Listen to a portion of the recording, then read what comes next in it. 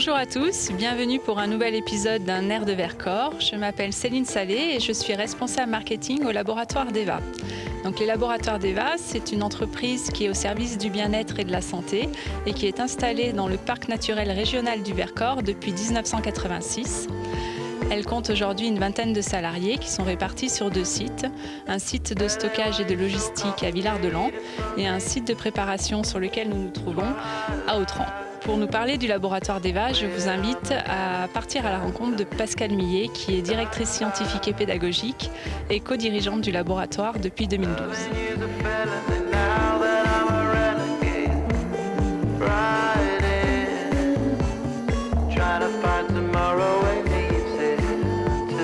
Pascale, bonjour. Bonjour Céline. Je vous laisse vous présenter. Merci. Donc je suis Pascale Millet, je suis docteur en pharmacie, spécialisée dans les approches naturelles de la santé, conseillère en fleurs de bac et en élixirs floraux, directrice scientifique et pédagogique du laboratoire DEVA et co-dirigeante du laboratoire depuis 2012. Alors vous allez nous expliquer en quelques mots quelle est l'activité du laboratoire DEVA.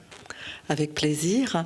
Donc, le laboratoire DEVA a été cofondé par Philippe de Roide en 1986 au cœur du parc naturel du Vercors. Ça n'est pas un hasard, c'est un choix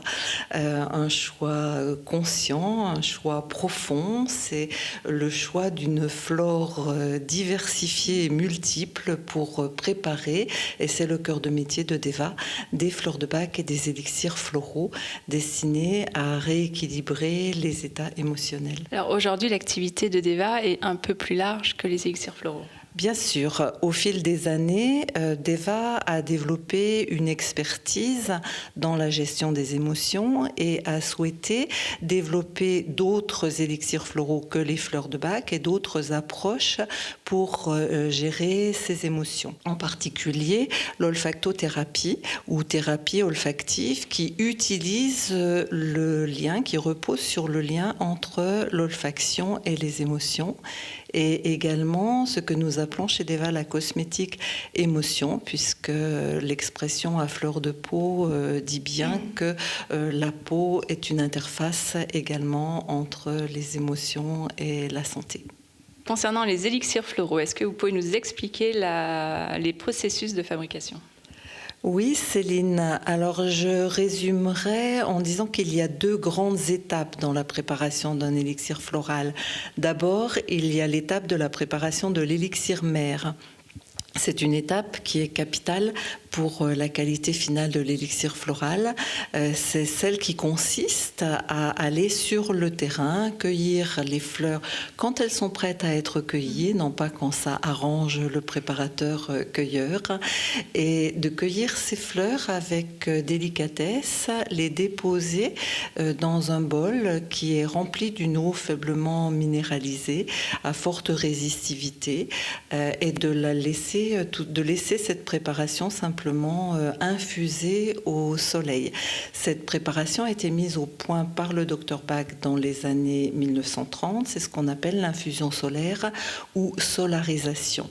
Au bout de quelques heures, lorsque cette préparation est achevée, et le temps peut varier en fonction du soleil, en fonction d'un certain nombre de facteurs qui seraient trop longs à détailler ici, eh bien cette préparation est filtrée dans des flacons colorés qui sont remplis à moitié d'un brandy ou d'un cognac biologique. Ils sont ensuite dynamisés et rapportés au laboratoire DEVA. Fin de la première étape.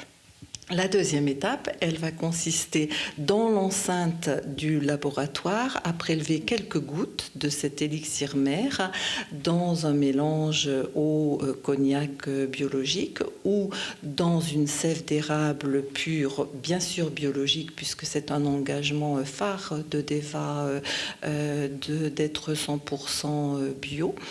Et cette dilution va permettre d'obtenir l'élixir floral ou la fleur de bac telle que vous la trouvez dans le commerce. Et ce qui est remarquable, et vous le voyez, c'est qu'on a la main de l'homme de la cueillette jusqu'à la finalisation de toutes ces étapes.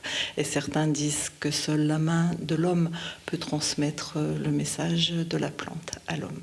Merci beaucoup Pascal pour ces explications. Si on parle un peu de la recherche qui fait partie intégrante de l'activité du laboratoire d'EVA aujourd'hui, est-ce que vous pouvez nous en dire quelques mots ? Oui, bien sûr. La recherche fait partie de l'ADN de DEVA, en quelque sorte, depuis la création de DEVA, puisque Philippe de Roy s'est inscrit pour reprendre la recherche après le Dr Bach et mettre au point 96 élixirs floraux contemporains. La recherche, c'est ce qui anime les équipes chez DEVA, aussi bien sur le terrain que parmi les professionnels de la santé ou parmi les sportifs du Vercors. Donc nous avons en permanence plusieurs projets de recherche, soit pour mettre à jour de nouvelles fleurs, de nouveaux élixirs floraux qui répondent à des problématiques plus actuelles, soit pour apporter des éléments pour accompagner les sportifs de haut niveau, et ça depuis de très nombreuses années, ou pour accompagner des personnes en difficulté de maladie.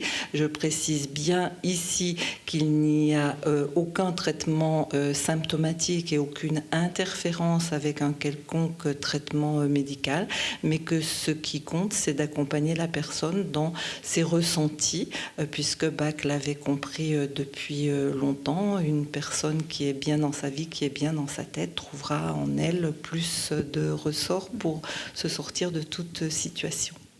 Pascal, pour finir, peut-être où pouvons-nous trouver les produits d'EVA ? Oui, bien sûr. On trouvera toute la gamme des élixirs floraux, des synergies d'huiles essentielles, des crèmes de soins dans les magasins bio. On les trouvera également dans les pharmacies, principalement dans les pharmacies à vocation de développer les approches naturelles de santé, forcément. Et puis, on les trouve dans des magasins locaux qui mettent en avant les produits du Vercors et sur le site internet du laboratoire d'EVA, dont je vous laisse peut-être rappeler l'adresse, Céline, puisque chacun pourra se rendre sur le site, faire son choix, commander directement les produits en toute simplicité et à sa convenance. Oui Pascal, donc c'est deva-lesémotions.com. Un grand merci pour toutes ces explications.